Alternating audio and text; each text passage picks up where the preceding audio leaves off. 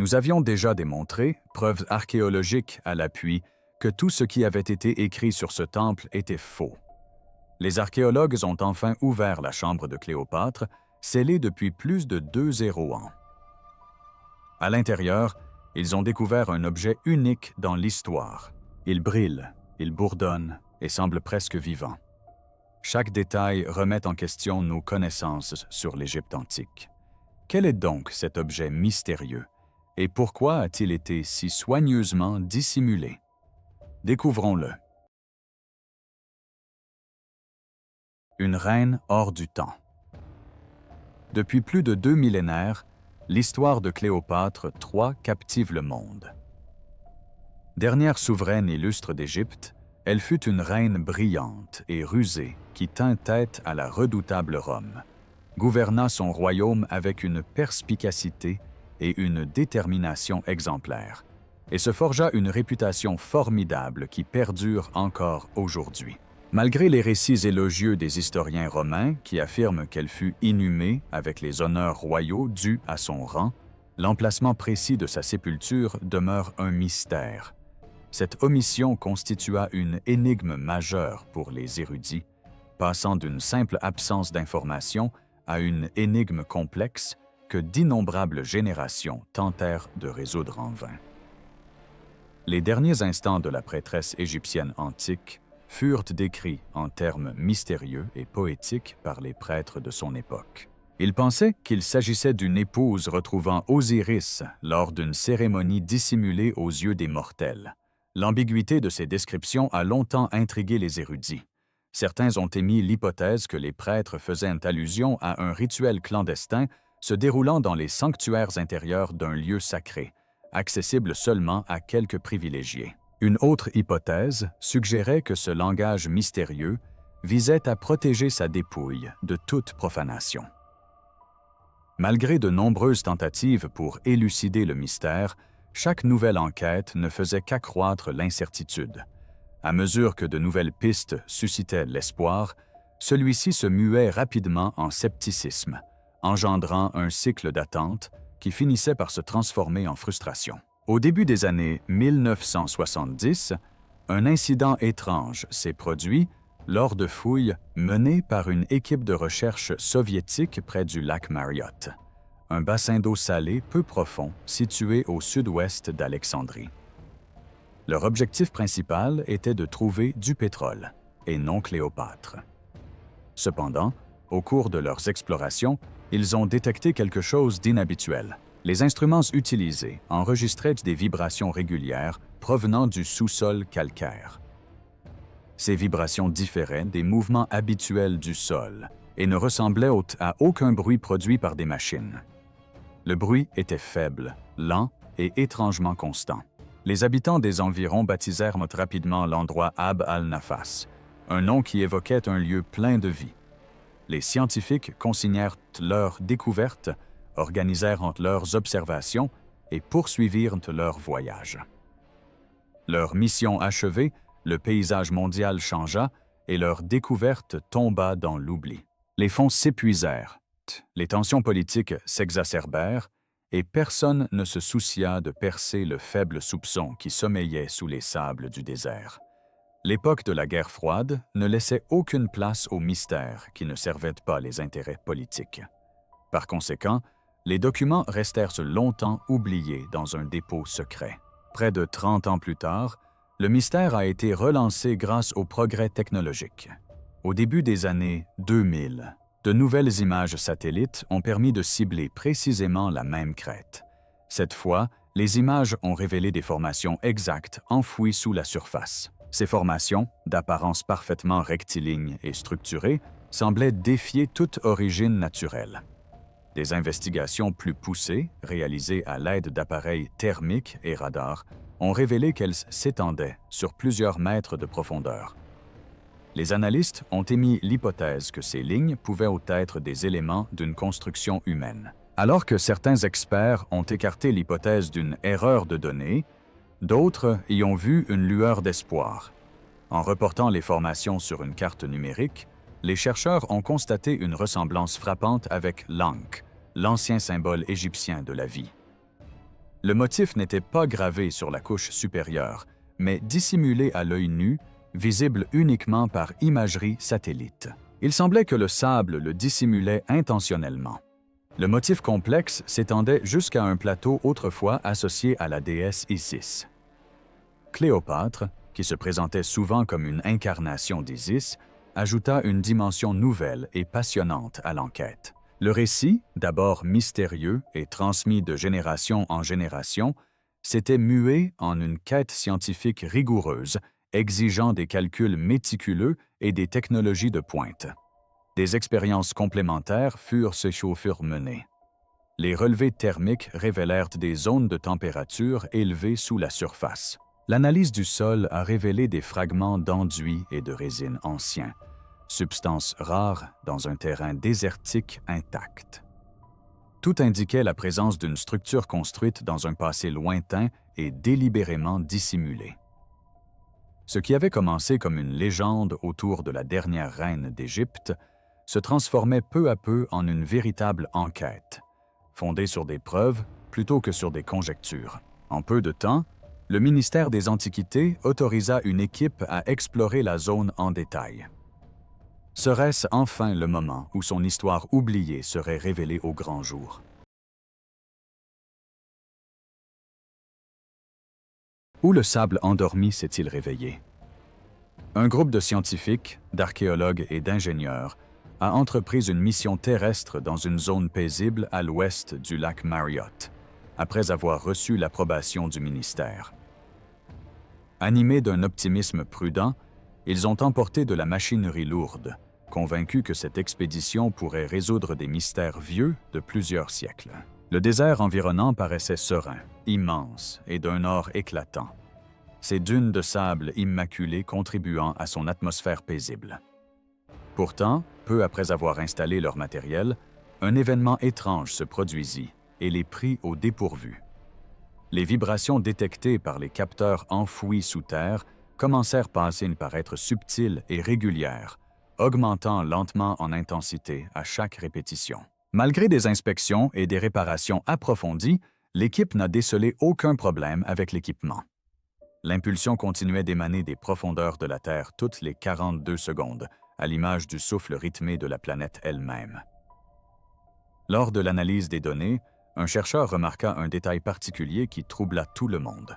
Dans l'Égypte antique, le nombre 42 revêtait une grande importance, car il représentait les juges chargés de décider du destin des âmes après la mort.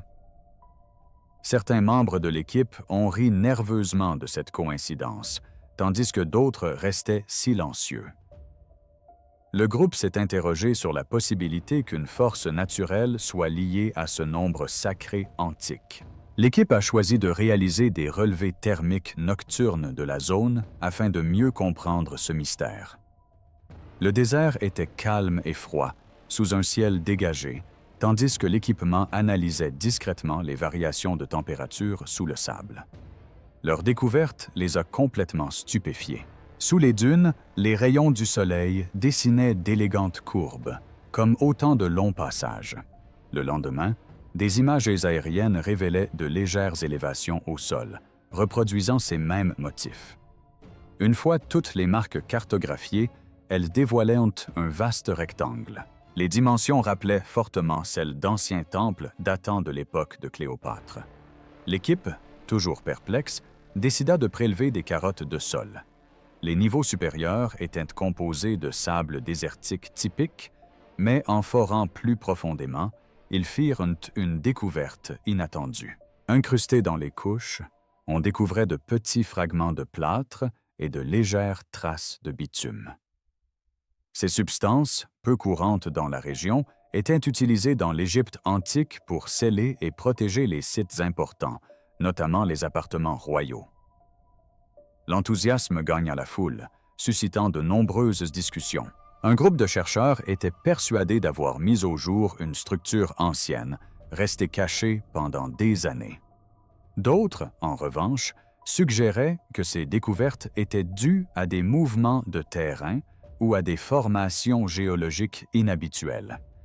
Quelques personnes pensaient qu'il s'agissait d'un pur hasard, Tandis que les débats se poursuivaient, les habitants de la région conseillaient discrètement à l'équipe de ne pas perturber le territoire. Ils les avertissaient que la Terre recelait d'anciens mystères qu'il ne fallait pas déranger, car les perturber ne ferait qu'engendrer des problèmes. La plupart des chercheurs ignorèrent ces avertissements d'un hochement de tête poli, mais leur assurance s'estompa rapidement après les événements qui suivirent. Une nuit, les caméras de sécurité ont capturé un spectacle étonnant. Le sable de la crête s'est mis à bouger étrangement, sans que ce soit dû au vent ou aux animaux. Ce mouvement reflétait le rythme régulier du sol en contrebas. Les dunes semblaient respirer, s'élevant et s'abaissant selon un rythme précis.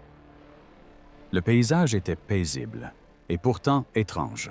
Le lendemain matin, après avoir visionné la vidéo, les ouvriers renoncèrent à dormir près de la crête. Des rumeurs commencèrent à circuler dans le camp et les séismes s'intensifièrent de jour en jour. La peur se répandit et le projet tout entier faillit être interrompu. Le ministère des Antiquités réagit promptement en lançant des fouilles minutieusement encadrées, dirigées par le docteur Kathleen Martinez, archéologue de renom, possédant une vaste expérience dans la recherche de sites funéraires potentiels liés à Cléopâtre. À son arrivée, elle demanda à examiner tous les enregistrements et les scans, observant attentivement du début à la fin. Lorsqu'elle prit enfin la parole, son ton était calme et doux. Si son hypothèse était juste, ils se trouvaient alors au-dessus de quelque chose que Cléopâtre souhaitait que le monde découvre. Aux aurores, les travaux de terrassement commencèrent. Les ouvriers retiraient méticuleusement le sable, petit à petit. Au début, on ne trouvait que chaleur torride et poussière. Le lendemain, des fissures commencèrent à apparaître sur le pourtour, comme si le désert allait se fendre. Au bout de 3 jours, la terre s'effondra. Le sable se déplaça, glissa et se fragmenta en une ondulation continue.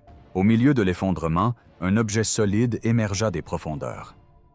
Une pierre lisse, finement sculptée, remplaçant la pierre brute naturelle. Et tandis que la poussière retombait autour de la pierre mise au jour, une question planait, comme un souffle en attente d'être libéré. Que gardait donc le désert pendant tout ce temps? Restez avec nous. Le temple qui semblait murmurer à travers le temps. Au départ, le groupe crut avoir découvert une structure simple et délabrée datant des dernières époques de l'Égypte. Le soleil brûlant tapait fort sur les pierres et le sable. Les colonnes étaient en désordre et l'endroit semblait un vestige du passé, isolé et oublié. Pourtant, une fois la poussière retombée et la lumière perçant l'obscurité, les inscriptions sur les murs commencèrent à révéler un récit qui dépassait toutes les espérances. Les écrits indiquaient que la région était connue sous le nom de Taposiris Magna, le grand lieu de sépulture d'Osiris. Ce seul nom changeait la donne. Selon les croyances sémisantiques, Osiris n'était pas une divinité comme les autres. Il régnait sur l'au-delà et guidait les âmes vers la vie après la mort. Il symbolisait la renaissance, le cycle éternel et le jugement divin. Si tel était bien son lieu de repos éternel, cette terre revêtait une grande importance. C'était un lieu sacré, réservé aux souverains, aux membres de la famille royale et à ceux qui aspiraient à la vie éternelle. Depuis des années, des rumeurs circulaient selon lesquelles Cléopâtre aurait pu choisir cet endroit pour sa sépulture. Elle s'identifiait souvent à Isis, la compagne éternelle d'Osiris. Être inhumé près de lui, dans un sanctuaire destiné au renouveau éternel, lierait sa mort à l'éternité divine. À environ 45 kilomètres des côtes d'Alexandrie se dressait le temple, à l'endroit même où l'on pensait que Cléopâtre avait passé ses derniers instants. D'après les écrits anciens, malgré les colonnes effondrées, les portes démolies et les pierres éparses, l'entrée était clairement marquée, et les murs intérieurs conservaient encore des sculptures visibles malgré des années de dégradation. L'équipe a procédé avec prudence, dépoussiérant méticuleusement des siècles d'accumulation. C'est au cours de ce travail qu'elle a fait une découverte remarquable. Le texte était inscrit en 2 langues, mêlant hiéroglyphes égyptiens et lettres grecques habilement gravées ensemble. La précision et la signification de chaque symbole et de chaque ligne ont stupéfié l'équipe. Il était rare de voir des temples égyptiens mêler plusieurs langues, surtout dans des lieux sacrés. La docteure Kathleen Martinez, spécialiste des sites funéraires potentiels de Cléopâtre, a rapidement saisi l'importance de cette découverte. Cléopâtre régnait sur un royaume partagé entre 2 mondes. Les Grecs étaient aux commandes de la politique, tandis que les prêtres égyptiens veillaient à la spiritualité. Cette dualité se reflétait dans le temple lui-même, qui présentait des caractéristiques des cultures égyptiennes et grecques, ainsi que du profane et du divin. L'agencement du temple était probablement le fruit de la vision de la reine. La découverte d'objets à proximité a accentué l'émerveillement. Parmi ces artefacts figuraient des pièces de monnaie à l'effigie de Cléopâtre et des statuettes d'Isis avec un faucon, symbolisant un nouveau départ. L'analyse de l'autel a révélé des traces de résine de lotus bleu et de bitume, matériaux typiques des momies royales. Des siècles s'étaient écoulés depuis que ces reliques avaient été exposées à la lumière, ce qui rendait le moment d'autant plus poignant pour l'équipe.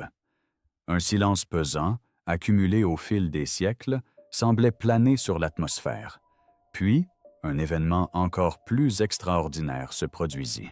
Les capteurs au sol, placés pour détecter les moindres variations sous le temple, ont capté un léger bourdonnement provenant des profondeurs du calcaire. Inaudible pour l'oreille humaine, ce bourdonnement se manifestait par des fluctuations régulières et progressives. Ce rythme se répétait toutes les 42 secondes, reproduisant les relevés effectués dans le désert quelques semaines auparavant. Les ingénieurs ont minutieusement examiné leur équipement à la recherche d'éventuelles anomalies, mais n'en ont trouvé aucune confirmant l'authenticité des données. Le temple était bien plus qu'une simple structure inerte. Il semblait émettre de subtils signaux provenant des profondeurs de son être. Les ouvriers ont ressenti de légers tremblements sous leurs pieds pendant qu'ils travaillaient sur le site. Au fur et à mesure de leurs investigations, les secousses se sont intensifiées de façon constante et régulière. Ils avaient l'impression que les fondations mêmes du temple envoyaient des messages, parlant doucement à travers les âges. L'équipe était partagée entre curiosité et malaise en approfondissant ces découvertes. Nul n'ignorait l'importance de leurs trouvailles.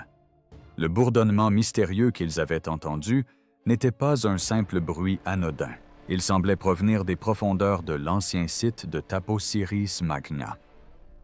L'équipe se prépara à s'aventurer plus loin en territoire inexploré.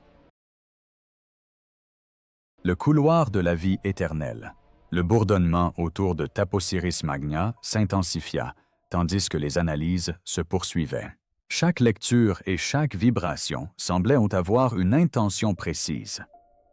En suivant le signal avec attention, l'équipe a localisé sa source. Une épaisse couche de calcaire dissimulée sous le temple. Lorsqu'ils ont activé le radar à pénétration de sol, les images affichées sur les écrans ont plongé la pièce dans un silence religieux. Sous le lieu de culte se trouvait un passage souterrain creusé dans la roche.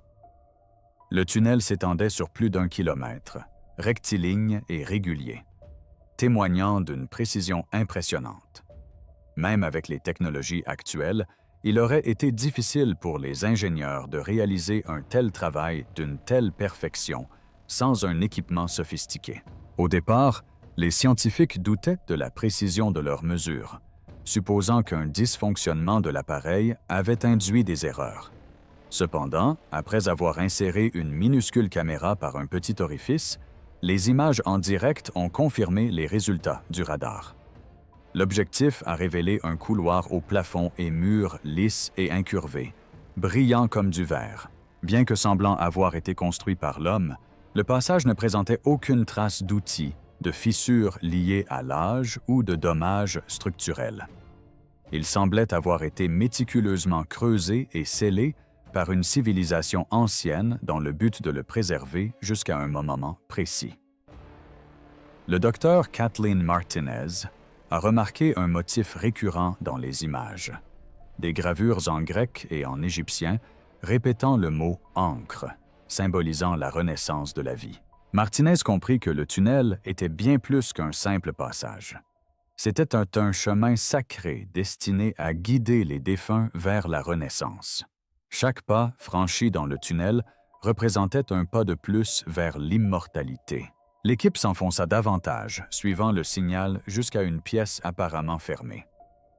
Les scanners révélèrent un espace circulaire plus loin, d'environ 20 mètres de diamètre. La pierre à l'intérieur était plus chaude que le calcaire environnant, ce qui laissait supposer qu'elle avait été brûlée de l'intérieur à un moment donné. Avec prudence, l'équipe commença à franchir le dernier obstacle. Lorsque celui-ci céda enfin, le bruit ne fut pas le craquement sec d'une roche. Ce fut plutôt un grondement sourd et profond qui résonna dans leur poitrine. Une bourrasque d'air glacial s'échappa, charriant avec elle des effluves de résine et de métal vieilli, des senteurs ancestrales emprisonnées depuis des millénaires. La poussière tourbillonnait sous la lueur de leurs lampes torches, les obligeant à retenir leur souffle. À l'intérieur, ils découvrirent quelque chose qui dépassait leurs espérances les plus folles. Cette chambre n'était pas un simple lieu de sépulture.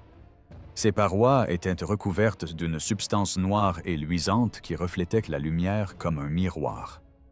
La roche ressemblait davantage à une masse fondue qu'à de la pierre soigneusement sculptée. Au-dessus de nos têtes, d'innombrables petites gemmes bleues scintillaient au plafond. Des examens plus approfondis révélèrent qu'il s'agissait de lapis lazuli, une pierre précieuse autrefois réservée à la royauté. Les pierres étaient méticuleusement disposées pour former des motifs d'étoiles, racontant l'histoire de la déesse Isis triomphant d'Osiris, des rayons de lumière la reliant aux étoiles. Le plafond n'était pas qu'un simple ornement. Il symbolisait la résurrection. Chaque élément représentait l'instant où la vie était rendue aux défunts, illustrant le lien entre le ciel et la terre par la puissance divine. Le parcours intérieur était une succession harmonieuse de couloirs, de tunnels et de chambres. En franchissant l'entrée de calcaire, on vivait un voyage de transformation, menant à un espace sacré symbolisant la Renaissance. Le message du temple transcendait les simples mots, communiquant par le langage de la pierre, de la lumière et des vibrations profondes qui transmettaient l'essence de la vie éternelle. Quels autres objets ont été découverts à l'intérieur du tombeau? Plongeons-nous dans le sujet. Le sarcophage noir de Cléopâtre. Une fois le dernier obstacle franchi, le silence se fit dans la pièce. Personne n'osait respirer. L'air qui s'en échappait était lourd et vicié, frappant durement l'équipe. L'air était imprégné d'odeurs de résine, d'ammoniac et d'une âcreté ancestrale qui irritait la gorge et les yeux. Certains ouvriers reculèrent, se couvrant le visage d'un chiffon, mais il était déjà trop tard. Des analyses chimiques ultérieures révélèrent que les gaz emprisonnés à l'intérieur avaient atteint des niveaux dangereux pendant près de 2 millénaires. Ce qui aurait dû être un moment de victoire semblait désormais dangereusement proche de la catastrophe. Au milieu de la pièce se dressait le sarcophage. Personne n'avait jamais rien vu de pareil. Il était taillé dans un seul bloc de granit noir. Sa surface scintillait sous les projecteurs, projetant un reflet sombre et brillant, comme si la pierre respirait. Le couvercle était massif, pesant plusieurs tonnes, et ses bords étaient scellés par un mélange de résine solide et de plomb. À chaque fois que la grue soulevait le couvercle, la pièce résonnait d'un son rythmé. Dès que le couvercle commençait à bouger, une vague d'air chaud s'échappait. La température à l'intérieur était sensiblement plus élevée que dans le reste de la pièce. Martinez a immédiatement demandé un examen. La chaleur provenait de l'intérieur, et non du soleil ou d'un quelconque appareil. Cette découverte était inquiétante. Deux silhouettes se tenaient côte à côte, recouvertes d'un épais lin tissé d'or. Avec le temps, les étoffes ne faisaient plus qu'une, les masques funéraires se fondant dans le tissu, leurs traits à peine discernables. Un tube de bronze reposait entre les corps, parfaitement positionné entre leurs bras tendus, comme s'il leur appartenait à tous deux. Périodiquement, une légère vibration se propageait à travers le granit massif. Ce rythme coïncidait avec la pulsation régulière de 42 secondes enregistrée dans toute la zone. Le corps de l'homme était partiellement décomposé. Cependant, la cause des lésions n'était pas naturelle. Quelqu'un avait intentionnellement ouvert sa cage thoracique, les côtes écartées, et l'avait remplie de résine solidifiée et de mercure. Il ne s'agissait pas d'une pratique de conservation, mais d'un acte rituel. Certains érudits ont émis l'hypothèse qu'il s'agissait d'un moyen de contrôler l'énergie corporelle tout au long de la vie. Le corps de la femme, quant à lui, était en meilleur état, le lin s'étant rigidifié en une enveloppe rigide qui maintenait sa forme. Éclairée, la surface présentait une couleur bronze terne, craquelée et irrégulière sous l'effet du temps. Les plis du lin laissaient entrevoir de l'or et de l'argent.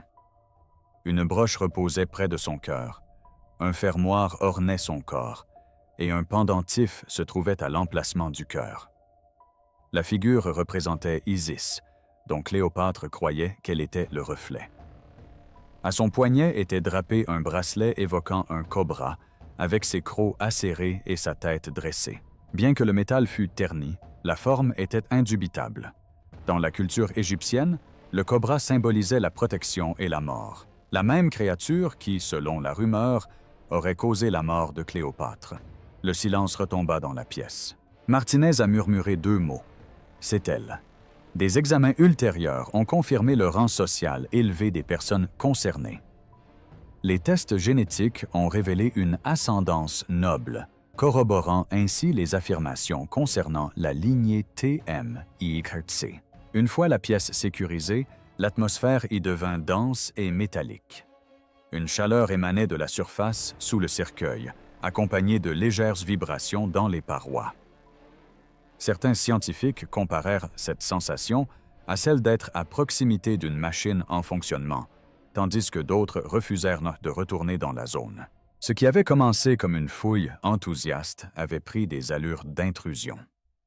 Martinez, silencieuse devant le sarcophage, paraissait plus pâle sous la lumière vive. Elle murmurait doucement, exprimant leur quête de réponse, mais avec le sentiment d'être confrontée à une punition.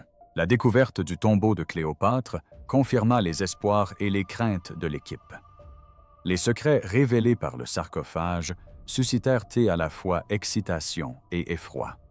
Cependant, la véritable source de peur ne résidait pas dans les corps qu'ils contenaient, mais dans l'aura de puissance qui les entourait et dans la pulsation persistante qui résonnait à travers la pierre. On sentait qu'une force ancestrale était toujours à l'œuvre et loin d'être apaisée. Mais si le tombeau apporta des réponses à leurs longues recherches, il révéla aussi de sérieux avertissements. Restez avec nous pour les découvrir. Le tombeau au présage annonciateur.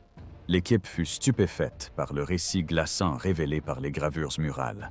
Une histoire d'une noirceur inquiétante, dépassant toutes leurs attentes. Dans les différentes chambres, en caractères grecs et égyptiens, un message funeste résonnait sans relâche. Perturber l'harmonie, c'est assister à la rupture de l'équilibre. Ces mots, gravés avec une précision méticuleuse, semblaient palpiter d'une intention rythmique.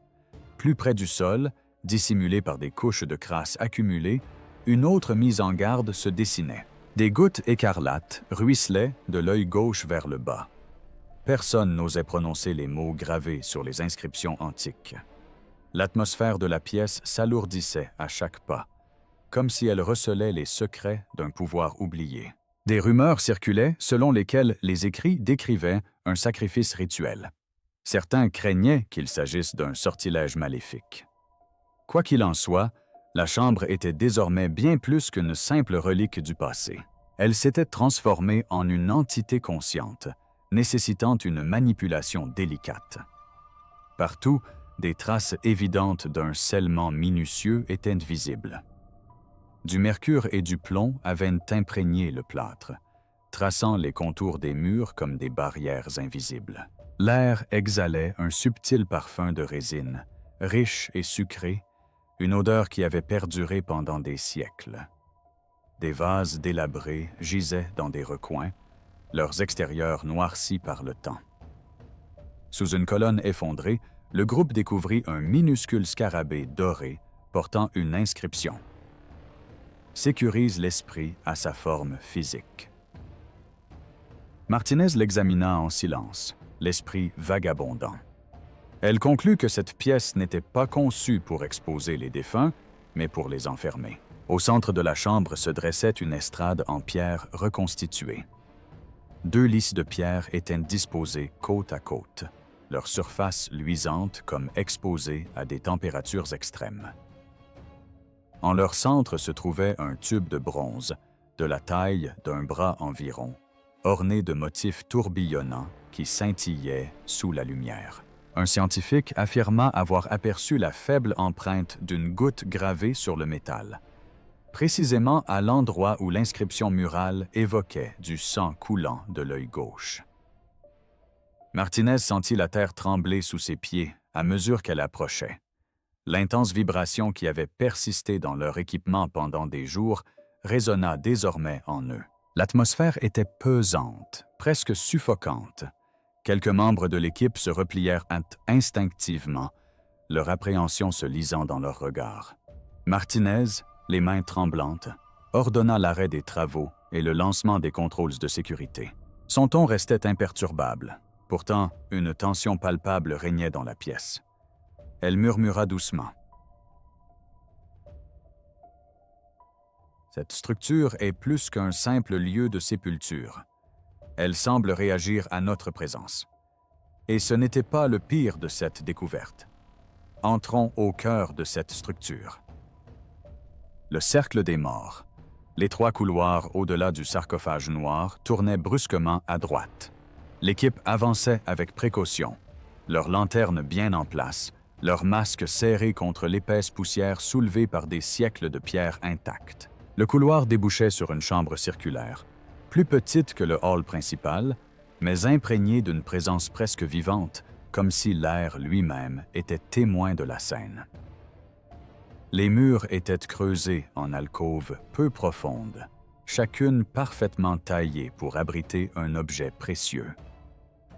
Dans chaque alcôve, un crâne solitaire se dressait sur un rebord de pierre, tous tournés vers le centre de la pièce. Il n'y avait ni corps, ni cercueil, seulement des crânes. L'équipe les a comptés en silence. 36 au total. 12 semblaient être des hommes. 12 des femmes et 12, sans aucun doute, des enfants. La poussière flottait dans les faisceaux lumineux et un silence recueilli s'abattit sur le groupe. Les orbites vides de chaque crâne étaient recouvertes d'une fine couche d'or qui scintillait à la lueur des lanternes.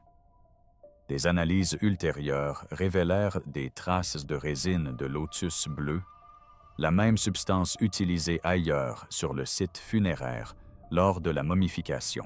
L'effet était simple, mais glaçant. Les crânes n'étaient pas abandonnés.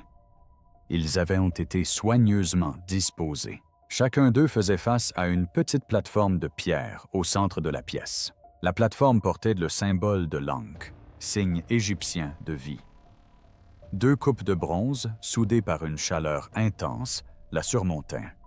L'une d'elles contenait une couche de matière noire, identifiée plus tard comme étant du sang humain. Au-dessus des alcôves, des inscriptions en grec et en égyptien adressaient un avertissement clair. Elles gardent le passage et préservent l'équilibre.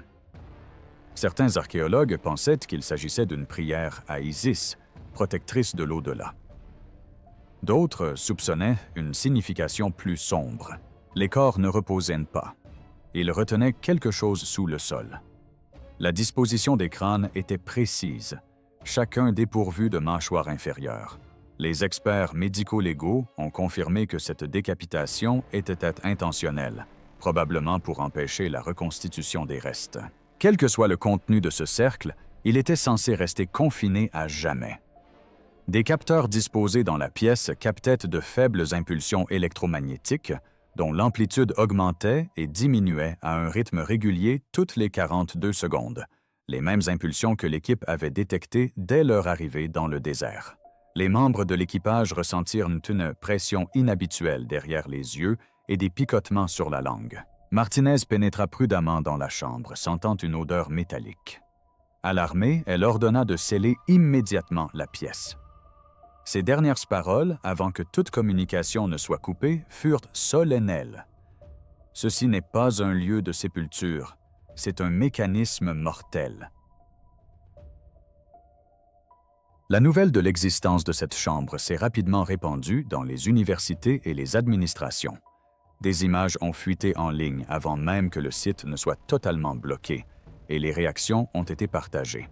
Certains exigeaient sa fermeture définitive, d'autres insistaient sur une étude approfondie et la publication des résultats. Quelques voix s'élevèrent, posant une question plus profonde.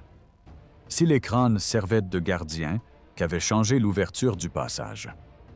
Les implications étaient considérables. Le tombeau de Cléopâtre était bien plus qu'une sépulture royale.